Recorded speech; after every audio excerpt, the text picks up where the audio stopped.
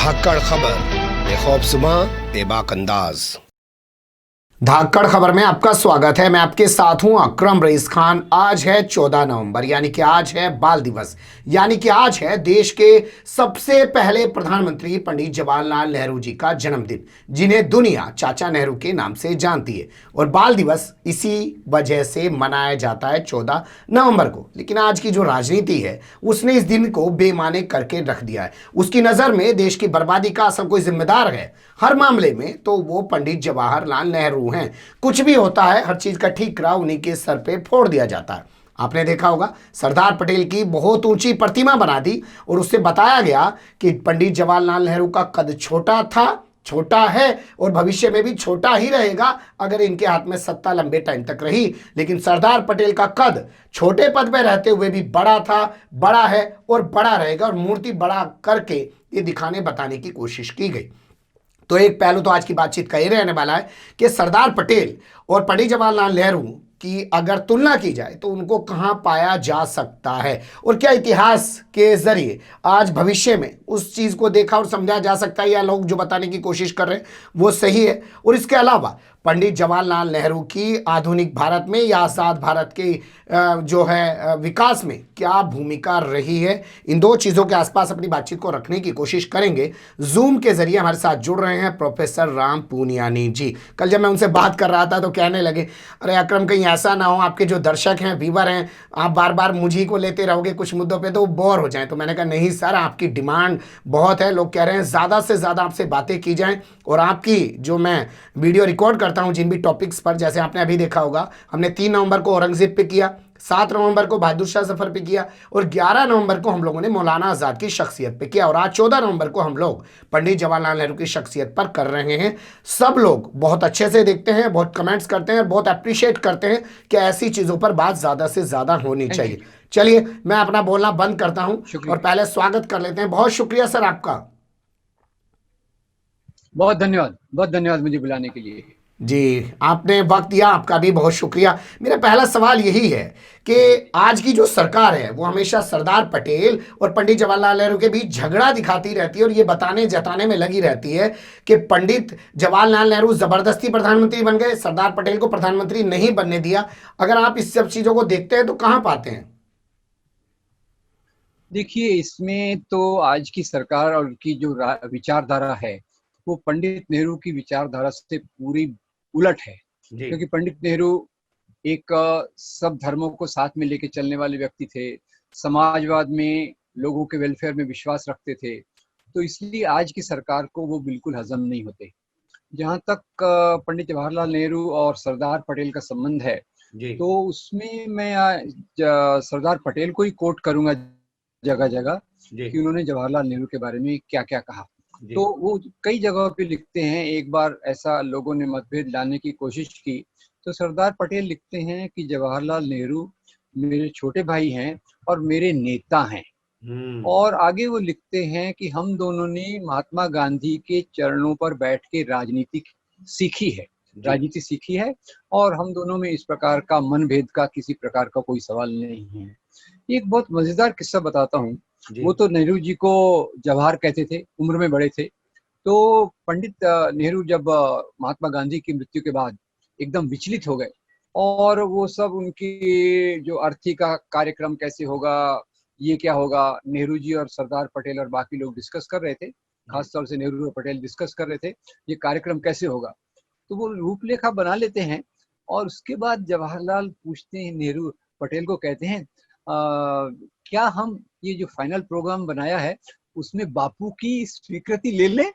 यानी जवाहरलाल के मन से ये बात उतर नहीं रही थी कि महात्मा गांधी डेड हैं। और कौन बात कर रहा है? नेहरू और पटेल। अब इसके बारे में जवाहरलाल सरदार पटेल का एक इंटरव्यू है और एक इंटरव्यू में एक विदेशी पत्रकार उनको पूछता है, क्योंकि एक पब्लिक मीटिंग चल रही थी, उसमें पटेल भी थे, नेहरू भी थे।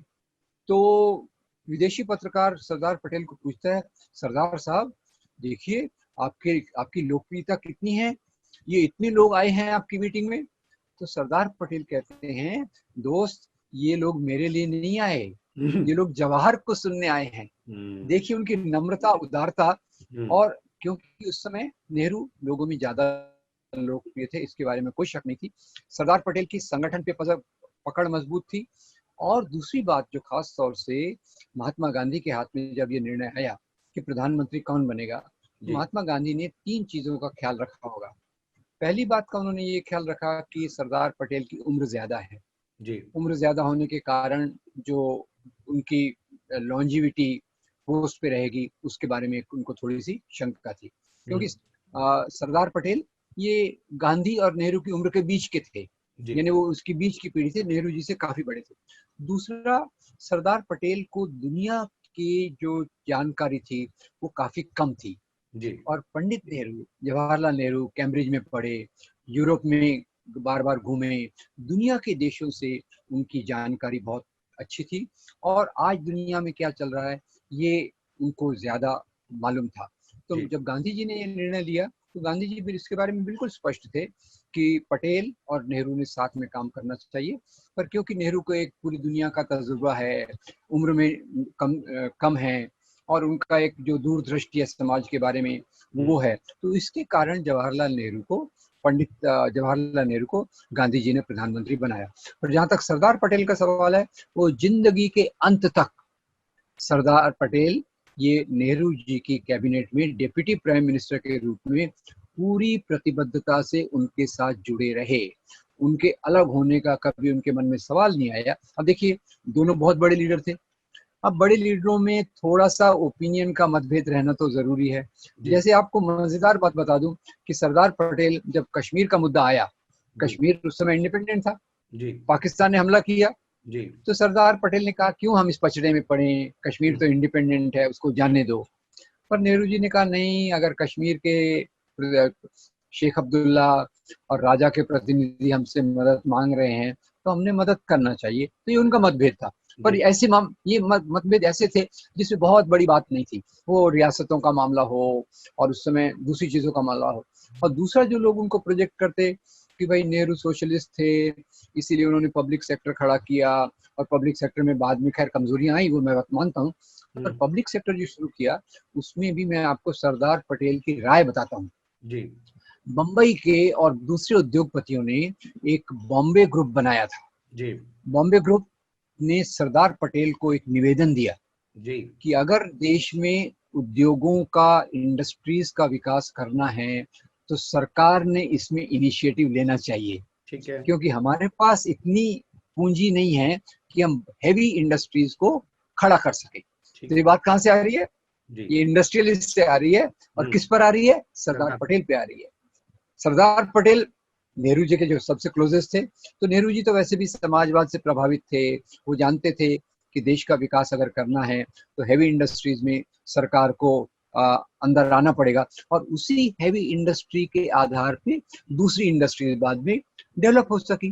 जो महाबल 20 का प्लान था, उस समय जो रशिया में पब्लिक सेक्टर के कारण विकास हो रहा था, तो उसमें भी मेरे ख्याल से तो सरदार पटेल और नेहरू में मुख्य मामलों में कोई मतभेद नहीं था। तीसरा, जब ये आज की सरकार के लोग क्लेम करना चाहते हैं कि सरदार पटेल उनके ज्यादा करीब थे या ये उनके ज्यादा करीब हैं, तो आप एक बात देख लीजिए कि नाथूराम गोडसे जो शुरू में आरएसएस में था, फिर हिंदू महासभा में काम करने लग गया, जिसने महात्मा गांधी की हत्या की। महात्मा गांधी की हत्या के बाद सरदार पटेल कितने दुखी होंगे आप देखिए। नेहरू जी का मैंने आपको बताया, उनको विश्वास ही नहीं हुआ, उन्होंने कहा दुनिया से रोशनी गायब हो गई। और सरदार पटेल इतने विचलित हो गए, उन्होंने जब देखा कि गोडसे का संबंध आरएसएस से था और आरएसएस के लोगों ने मिठाइयां बांटकर खुशी जताई, तो सरदार पटेल ने पत्र लिखकर आरएसएस पे बैन लगाया। और आरएसएस पे बैन लगाते समय उन्होंने क्या कहा कि देश में आरएसएस ने नफरत का माहौल पैदा किया है, इसीलिए हमें अपना राष्ट्रपिता खोना पड़ा है, इसलिए उन्होंने बैन लगाया। ठीक है, मेरे हिसाब से ये दोनों एक दूसरे के पूरक थे। जी, आपने बहुत अच्छे से दोनों की जिंदगी को खाका खींचने की कोशिश की और बीच में राष्ट्रपिता महात्मा गांधी को बैठा कर जो खाका रखा है इतिहास के पन्नों से, वो काफी महत्वपूर्ण है। लेकिन मेरा सवाल फिर भी अधूरा है, क्या कहीं पे भी, मैं फिर बार बार जोर दे रहा हूं, कहीं पे आपको ऐसा मिलता है सरदार पटेल ने कहा हो कि वो प्रधानमंत्री बनना चाहते थे, नेहरू ने उनको प्रधानमंत्री बनने नहीं दिया? देखिए, ये बहुत हंसी का सवाल है। जहाँ मेरे लिए महात्मा गांधी, सरदार पटेल, मौलाना आजाद, नेहरू, ये ऐसी विचारों से बहुत ऊपर थे। ख्याल कीजिए, जी आज लोग बोलेंगे मुझे प्रधानमंत्री बनना है, मुझे विधायक बनना है, मुझे एमएलए बनना है, पर वो लोग अपने विचारों के प्रति प्रतिबद्ध थे, अपने देश की बेहतरी के लिए प्रतिबद्ध थे, अंग्रेजों को यहाँ से हटाने के लिए प्रतिबद्ध थे। तो प्राइम मिनिस्टर के लिए रेस थी, ऐसा तो मामला उठता ही नहीं है। मामला उस समय समर्पण का था, आज मामला सत्ता का है। जी समर्पण का क्या था कि हमारा देश गुलाम है, हमको देश को आजाद करना है। तो मैं मानता हूँ सरदार पटेल हो या नेहरू जी हो, ये इस प्रकार के पदों के प्रलोभन, पदों के लालच, पदों की एम्बिशन से बहुत ऊपर उठे हुए लोग थे। उनको इस प्रकार से सोचना भी मेरे ख्याल से उनकी शख्सियत का अपमान करना है। ना सरदार पटेल ने कभी कहा। क्या आपने पंडित जवाहरलाल नेहरू को कहीं पे भी कुछ ऐसा लिखा, पढ़ा या बोलते हुए पाया है कि उन्होंने सरदार पटेल को दबाने की कोशिश की हो और अपनी शख्सियत को उभारने की कोशिश की हो आजाद भारत में? देखिए, जहां तक पंडित नेहरू का सवाल है, पंडित नेहरू हर एक चीज पर सरदार पटेल की राय लेते थे। और जब कुछ लोगों ने मनभेद की बताया कि भाई इनमें मतभेद हैं, तो पंडित नेहरू उनको एक पत्र लिखते हैं। पंडित नेहरू सरदार पटेल को पत्र लिखते हैं कि देखिए, हम तो जिंदगी भर साथ रहे हैं और आपके विचार और मेरे विचारों को मिलाकर ही हम देश को चलाएंगे। तो इसलिए अगर आपके मन में कुछ है तो हम मिलकर इसको सॉर्ट आउट कर लेते हैं। तो पटेल उसके जवाब में लिखते हैं, मेरा इस प्रकार का किसी प्रकार का कोई इरादा हो ही नहीं सकता। आप तो मेरे लीडर हो, आप मेरे लीडर हो, आप मेरे छोटे भाई हो। आपके साथ मिलकर ही ये जो लोग अफवाहें फैला रहे हैं, ये पूरी गलत है। आपके और मेरे बीच में मनभेद का कोई सवाल पैदा ही नहीं होता। तो नेहरू जी सरदार पटेल का आदर करते थे, उनकी मृत्यु के बाद भी। अब देखिए, र्यूमर फैलाई गई आपके प्रधानमंत्री द्वारा कि सरदार पटेल की मृत्यु के बाद बंबई में जब उनका दाह संस्कार हुआ तो पंडित नेहरू उसमें नहीं गए। ये उन्होंने अफवाह फैलाई। तो फिर मोरारजी देसाई की बायोग्राफी है और उन्होंने उसमें कोट किया कि दूसरे दिन का जो टाइम्स ऑफ इंडिया और लोकल अखबार थे, उसमें हेडलाइंस थी Pandit Nehru attend the funeral procession of Sardar Patel. तो यानी झूठ को पैदा करके उनमें एक नकली मनभेद पैदा करने की कोशिश आज की सरकार जानबूझ के कर रही है, दो कारणों से। एक तो वो बताना चाहती है उनके पास तो कोई आइकन है नहीं, उन्होंने कभी आजादी के आंदोलन में हिस्सा नहीं लिया, तो सरदार पटेल के पीछे चिपक कर वो खुद को वैधता प्रदान करना चाहते हैं। और दूसरा, नेहरू की नीतियों से जो उदारवादी हैं, लोगों के ओरिएंटेशन को देखती हैं, वो नीतियां उनको पसंद नहीं है। नेहरू की नीतियां जो गंगा जमनी तहजीब को स्वीकार करती हैं, देश की बाहुल्यवाद को स्वीकार करती हैं, वो उनके खिलाफ है। इसलिए नेहरू को बदनाम करना और सरदार पटेल के पीछे चिपक कर खुद को गौरवान्वित करने की कोशिश करना, ये उनका एजेंडा है। बिल्कुल सही, आपने निचोड़ निकाल के रख दिया है। लेकिन आज की सत्ता एक मामला और प्रोजेक्ट करती है। वो कहती है अगर देश के प्रधानमंत्री सरदार पटेल होते तो कश्मीर की स्थिति आज ये ना होती। तो मैं कश्मीर को लेके, वैसे आपने जिक्र किया कि कश्मीर का जब जिक्र आया तो सरदार पटेल ने कहा अरे छोड़ो, वो तो आज़ाद हैं, आज़ाद रहना चाहते हैं, हमें उसमें नहीं जाना चाहिए। लेकिन पंडित नेहरू ने कहा कि हमें जाना चाहिए क्योंकि शेख अब्दुल्ला और वहाँ के जो राजा हैं वो मदद मांग रहे हैं। मैं चाहता हूँ आप थोड़ा सा क्लियर कर दें कि मुद्दा क्या था कश्मीर को लेके जो ये प्रोजेक्ट करते हैं आज। देखिए, मुद्दा ऐसा था कि जब यहाँ भारत आजाद हुआ तो 500 से ऊपर रियासतें थी। उनको कहा गया आप या तो पाकिस्तान से मिलिए या इंडिया से मिलिए या आजाद रहिए। तो कई रियासतों ने कहा हम आजाद रहना चाहते हैं। उसमें कश्मीर के राजा हरि सिंह भी थे। तो राजा हरि सिंह आजाद रहना चाहते थे, पर उधर से पाकिस्तान में जिन्ना साहब ने कहा ये तो मुस्लिम मेजॉरिटी एरिया है, और पाकिस्तान के पीछे अमेरिका था। आप देखिए, कश्मीर का स्ट्रेटेजिक इंपॉर्टेंस, मिलिट्री इंपॉर्टेंस बहुत ज्यादा है। उसके बॉर्डर से Russia, China, Afghanistan, India, Pakistan के बॉर्डर्स मिलते हैं। तो अमेरिका को इंटरेस्ट था कि कश्मीर पे अपना वर्चस्व रहे, तो पाकिस्तान ने कश्मीर पे हमला किया और ये बात हुई। पर इतना आपको बता दूं कि इसमें जैसा कहते हैं कि सरदार पटेल ने इतनी रियासतों को मिलाया और एक कश्मीर का मुद्दा पंडित नेहरू ने लिया और उसमें वो असफल हो गए। तो इसमें असफलता पंडित नेहरू की नहीं थी। पंडित नेहरू ने जो भी निर्णय लिए उसमें सब में सरदार पटेल उनके साथ थे जब तक वो जिंदा थे। कश्मीर का प्रॉब्लम इसलिए हो गया क्योंकि कश्मीर में एक दूसरा देश उलझ गया। अब यहाँ जो इतनी रियासतें मिलाई उसमें कोई दूसरे देश का मामला नहीं था। निजाम हैदराबाद हो, त्रावणकोर हो, ये बाकी सब रियासतें, यहाँ दूसरा देश इन्वॉल्व हो गया। और वो देश कोई ऑर्डिनरी नहीं था, पाकिस्तान। ऑर्डिनरी क्यों नहीं था? क्योंकि अमेरिका उसके पीछे था। आपको मैं विश्वास दिला दूं कि ब्रिटेन और अमेरिका की ये चाल थी कि पाकिस्तान जैसे देश को खड़ा करो और इस क्षेत्र में एक तो तेल के कुओं पर नियंत्रण करो और बढ़ते हुए रशियन प्रभाव को कंट्रोल करो। तो इसलिए पंडित नेहरू ने जो किया उससे अच्छा कुछ हो नहीं सकता था। एक्चुअली मैं तो कहूँ कि कश्मीर अगर भारत के क्लोज आया तो पंडित नेहरू के कारण आया। दूसरे लोग तो कहते थे क्या जरूरत है, वो इंडिपेंडेंट है, मुस्लिम मेजोरिटी है, जो उनका होगा वो देख लें। पर पंडित नेहरू ने कहा नहीं, हम लोकतंत्र में मानते हैं, मुस्लिम मेजोरिटी है तो क्या है, वो अगर भारत की लोकतंत्र को पसंद करते हैं तो हमें उनकी मदद करना चाहिए। पर अब मामला उलझ गया, बाद में मामला और उलझते गया। तो उसमें तो मेरे ख्याल से पंडित नेहरू ने जो किया सबसे बेहतरीन था। और ये कितने लोगों को मालूम होगा कि पंडित नेहरू पर इस पे आक्षेप लगाते हैं। इसके बाद जब शेख अब्दुल्ला डगमगाने लगे, ठीक है, डगमगाने भी क्यों लगे? क्योंकि इंडिया में कम्युनलिज्म बढ़ रहा था, महात्मा गांधी की हत्या हो गई, श्यामा प्रसाद मुखर्जी बोल रहे थे कश्मीर को ऑटोनॉमी खत्म करके इंडिया में मिला लो, वो डगमगाने लग गए। तो उस समय पंडित नेहरू ने शेख अब्दुल्ला को अरेस्ट किया। ये बात भी याद रखिए कि अगर हम समझते हैं कि पंडित नेहरू ढीले ढाले थे और उन्होंने नीतियों में ये नहीं किया तो वो बात भी गलत है। तो खैर कश्मीर का मामला उलझा हुआ है, इसमें पाकिस्तान, फिर बाद में अभी तो चाइना भी घुस गया है, चाइना भी आ गया है।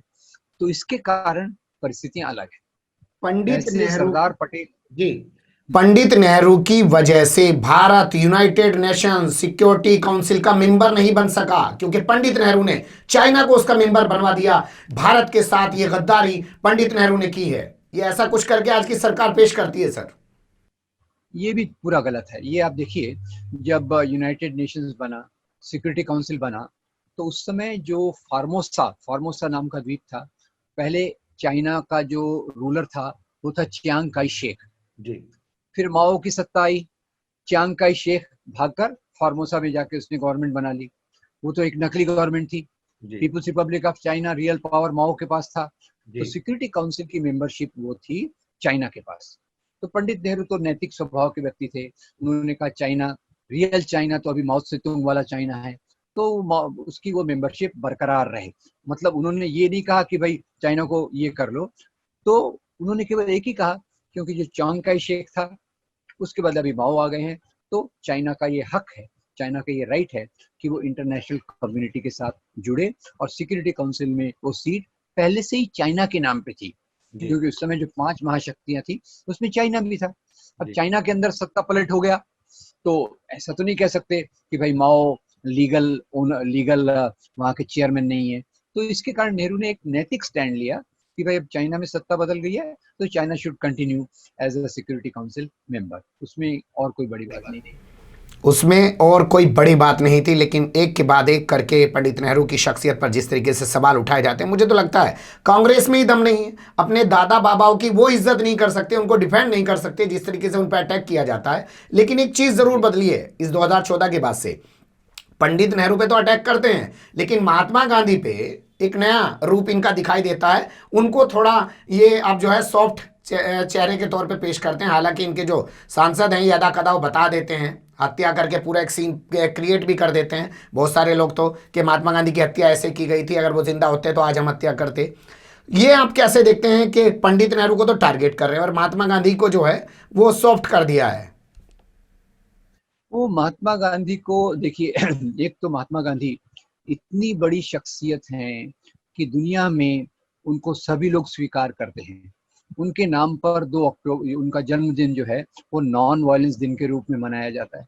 उनकी प्रेरणा से Martin Luther king, Nelson Mandela, ये सब लोग एक्नॉलेज करते हैं। तो महात्मा गांधी को छोड़ने का तो सवाल नहीं उठता। पर करते क्या है, वो दोहरी नीति अपनाते हैं। वो हाथी के दांत दिखाने के और खाने के और दिखाने के लिए उनका आदर करते हैं, और अंदर से उनकी जो मीटिंग्स में, शाखाओं में, वो गोडसे का भी गुणगान करते हैं। इसलिए आपने देखा होगा उनमें से कई लोग अभी गोडसे के मंदिर बन रहे हैं, नाथुराम गोडसे के नाम पर दूसरी चीजें हो रही है। और खास बात यह है कि गांधी जी स्वच्छता के बारे में बोले, सही है, पर गांधी जी सबसे ज्यादा जिसके बारे में बोले, उन्होंने कहा भारत में अगर हमको विकास करना है तो हिंदू मुस्लिम यूनिटी जरूरी है।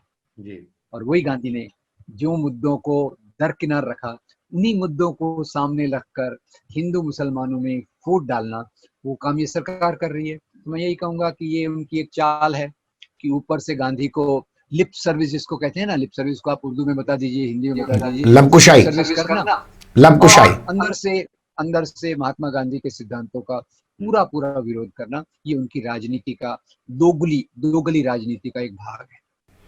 ऐसा क्या है पंडित जवाहरलाल नेहरू की शख्सियत में जिसको लेकर भाजपा इतनी आसानी से टारगेट कर लेती है और कांग्रेस उनको डिफेंड नहीं कर पाती है? क्या वाकई में कुछ कमी है क्या सर?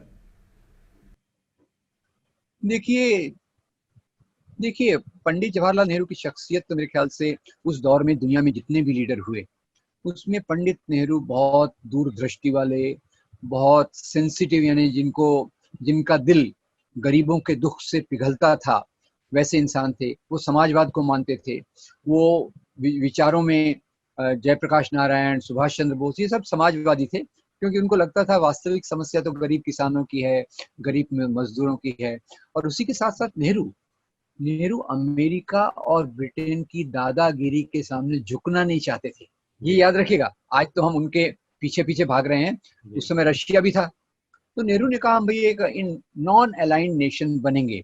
और आप याद देखिए, नेहरू ने जो शुरुआत की मार्शल टीटो और कर्नल नासिर के साथ मिलकर नॉन अलाइंड मूवमेंट की, वो मूवमेंट एक समय पे बहुत मजबूत हो गया, जिसके सामने अमेरिका जैसे दो देश अपनी दादागिरी, अपने वर्चस्व को शामिल नहीं कर सके। और दूसरी तरफ से नेहरू खुद इतने विचारों में प्रगतिशील थे, वो जिसको कहते हैं लिबरल। आज की जो टेंडेंसी है उसमें सबसे बड़ा योगदान किसी का है? अब ये बताइए, साइंटिफिक टेम्पर, यानी वैज्ञानिक सोच, ये शब्द हमारे संविधान में आया कि राज्य ने वैज्ञानिक सोच को प्रमोट करना चाहिए।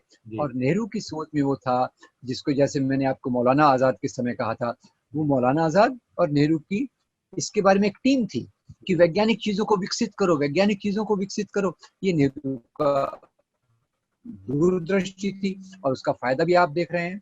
आज हम स्पेस पे जा रहे हैं, हम कंप्यूटर में प्रोग्रेस कर रहे हैं, ये सब चीजें हैं। अच्छा, कांग्रेस इसको क्यों नहीं डिफेंड कर पा रही? थोड़ा बदला, नेहरू के रहते तक थोड़ा चला, पर बाद में ये लोग सत्ता के पीछे ज्यादा चले गए। और सिद्धांतों के लिए जो कार्डर ट्रेनिंग होना चाहिए, जो आरएसएस करता है, जो कभी कभी कम्युनिस्ट थोड़ा बहुत करते थे, सोशलिस्टों का हर बात में मुझे ज्यादा नहीं पता, कभी कांशीराम करते थे अलग हिसाब से कार्डर ट्रेनिंग की बात कांग्रेस करना भूल गई है। अब आप अपने कार्यकर्ताओं तक सही विचार कैसे पहुंचाएंगे कि गांधी किस चीज के लिए खड़े थे, नेहरू किस चीज के लिए खड़े थे, आजादी का आंदोलन क्या था, संविधान के मूल्य क्या है? तो कांग्रेस में तो कोई भी आए, भाई आ जाओ, मेंबर बन जाओ। उसको ट्रेनिंग देने का काम बीच में उन्होंने थोड़ा सा शुरू किया था। तो पर ये ट्रेनिंग जब तक नहीं होना, तो भूल भलैया में लोग कंफ्यूज हो जाते हैं। और क्योंकि इसलिए कंफ्यूज हो जाते हैं क्योंकि आरएसएस का प्रोपेगेंडा बहुत मजबूत है, हजारों शाखाएं, लाखों स्वयंसेवक घर घर जाके पर्चे बांट रहे, घर घर जाके ये कर रहे। मैंने आपको वाकया बताया था, शाखाओं में 5 से 15 साल के बच्चे आते हैं, वहां एक ही काम किया जाता है, नेहरू कितने खराब थे, गांधी कितने कमजोर थे, ये सब चीजें उस चीजों में फैलाई जाती हैं। और कांग्रेस को इस चीज के लिए वक्त नहीं है। इस चीज में अगर कांग्रेस वक्त दे तो ऑटोमेटिकली मजबूत हो जाएगी। आज देश में 56 इंच का सीना रखने वालों की सरकार चल रही है, लेकिन जब जिक्र संस्थाओं का होता है तो सवाल सुप्रीम कोर्ट पे भी खड़े हो जाते हैं। लोग आज सुप्रीम कोर्ट के फैसलों को भी संदिग्ध तरीके से देखते हैं। आप अगर तुलना करें उस वक्त जब देश आजाद हो रहा था, संस्थाओं की बुनियाद रखी जा रही थी, वो संस्थाएं कितनी मजबूत थी, लोगों का कितना भरोसा था, और आज जो संस्थाओं में लोगों का भरोसा टूट रहा है, आप अगर तुलना करें 70-72 साल के इस इतिहास में, कहां पाते हैं संस्थाओं को? मैं आपको 2 उदाहरण दूंगा, उससे आप तुलना आपको दिख जाएगी। जब 1956 के आसपास हिंदी को राष्ट्रभाषा बनाने की कोशिश की जा रही थी, तो तमिलनाडु के एमपी थे अन्नादुरई, उन्होंने पार्लियामेंट में कहा कि अगर आप हिंदी को राष्ट्रभाषा बनाएंगे तो हम देश से अलग हो जाएंगे, देश से अलग हो जाएंगे। नेहरू सेशन के बाद जा रहे थे, उन पर थोड़े से मुस्कुरा दिए, एंटी नेशनल हो, तुमको जेल में डाल देंगे, कोई बात नहीं, सिर्फ यही उनसे चर्चा करके नीति में परिवर्तन लाए। तो ये उनकी शख्सियत थी। और इवन अटल बिहारी वाजपेयी जो उस समय एक अच्छे सांसद थे, कई बार नेहरू जी ने अटल बिहारी वाजपेयी की तारीफ की कि आप तो इतना अच्छा वक्तव्य देते हैं। तो ये उनका दरिया दिल था और पार्लियामेंट के इंस्टीट्यूशन के लिए रिस्पेक्ट था। पार्लियामेंट को रेगुलरली अटेंड करते थे, जैसे अभी आप जिनका जिक्र कर रहे हैं, पार्लियामेंट में कभी कभी आ जाते हैं, जैसे रूठी हुई प्रेमिका कभी कभी मिल जाती है, वैसे आ जाते हैं। और यहाँ नेहरू का एक बात। दूसरा, एक कार्टूनिस्ट थे उस समय, आपको जानना चाहिए, उनका नाम था शंकर। शंकर्स वीकली मैगजीन एक आती थी और उसमें नेहरू जी के खिलाफ जबरदस्त कार्टून बनाते थे। और वो कार्टून बना के आज तो कोई ऐसे बनाए तो उसको सीधा जेल में डाल दें इधर उधर। तो नेहरू जी ने पता लगाया शंकर है कौन। शंकर को फोन किया खुद उन्होंने। अरे आप तो अच्छे कार्टूनिस्ट हैं, क्या आप एक बार आकर मेरे साथ चाय पी सकते हैं? शंकर हैरान हो गए, मैं तो इनके कार्टून बना रहा हूँ और ये मुझे चाय पे बुला रहे हैं। चाय पे बुलाया तो उन्होंने क्या कहा, आपके कार्टून बहुत बढ़िया रहते हैं, एक काम किया कीजिए, आप कार्टून बनाते हैं ना, उसकी एक कॉपी मुझे भेज दिया कीजिए ताकि मैं देखकर अगर मेरी कोई गलती है तो मैं उसको सुधार सकूं। ये है उनका उनका इंस्टीट्यूशन के प्रति ये रवैया था। आपको आलोचना करना है कीजिए, मैं गलत हूं तो खुद को दुरुस्त कर लूंगा। अन्ना दुरई बोलते हैं हम देश से अलग हो जाएंगे, डरने की बात नहीं है। अगर हम उनकी बात का स्वागत करें, स्वागत मतलब वो क्यों कह रहे हैं ऐसा, वो यानी तुरंत बात पे नहीं जाते थे, बात के पीछे की बात पे जाते थे। उसके फिर बाद में पॉलिसी बदली, तमिलनाडु देश के साथ जुड़ा रहा। तो ये उनकी ताकत थी। उन्होंने इंस्टीट्यूशंस को ऑटोनॉमी इसलिए दी कि जो रूलिंग गवर्नमेंट है वो रास्ते से भटक ना जाए। उनको पता था power corrupts, absolute power corrupts absolutely, यानी जो सत्ता है वो आपको भ्रष्ट बना देती है, पूरी सत्ता पूरा भ्रष्ट बना देती है। उससे रुक के रहने के लिए ये इंस्टीट्यूशंस ही हमारी हेल्प कर सकते हैं। बिल्कुल सही आपने कहा, ये इंस्टीट्यूशंस ही हमारी हेल्प कर सकते हैं, मदद कर सकते हैं, लेकिन आज इन्हीं को कमज़ोर कर दिया गया। एक वक्त वो था कि एक जज जो हैं, देश की कद्दावर प्रधानमंत्री जिनकी पूरी दुनिया में जलवा था, इंदिरा गांधी के खिलाफ फैसला दे देता है, उनकी सदस्यता समाप्त कर देता है। और एक वक्त आज ये है कि लोग जा रहे हैं कि धारा 370 पर सुनवाई कर लीजिए, सुप्रीम कोर्ट सुनवाई करने को तैयार नहीं, मामला पेंडिंग पड़ा हुआ है। लोग जा रहे हैं एनआरसी पे सुनवाई कर लीजिए, मामला पेंडिंग पड़ा है। लोग जा रहे हैं कि चुनावी बॉन्ड पे सुनवाई कर लीजिए, लेकिन सुप्रीम कोर्ट सुनवाई करने को तैयार नहीं है। सोचिएगा, इसीलिए सवाल खड़े हो रहे हैं, क्या हमें लगता है हमारी संस्थाएं बच पाएंगी या कैसे बच पाएंगी? क्या पंडित नेहरू के विचारों को जिंदा करके बच पाएंगी, कैसे बच पाएंगी सर?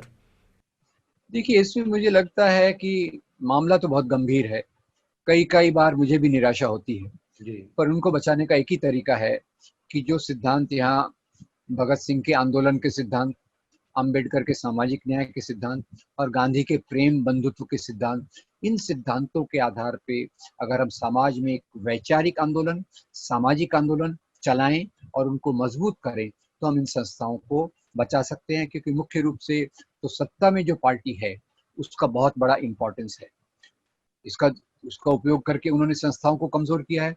तो ये सब चीजों के लिए एक बहुत बड़ा सामाजिक आंदोलन जो आज है पर बिखरा हुआ है, वो आंदोलन के बीच में समन्वय, तालमेल, कोऑर्डिनेशन करके अगर हम ईमानदारी की बातों को, इंसानियत की बातों को, भारतीय सिद्धांतों की बातों को मजबूत करें तो हम इसको बचाना चाहिए, ऐसा मुझे लगता है। वैसे नाउम्मीदगी तो मुझे भी बहुत है।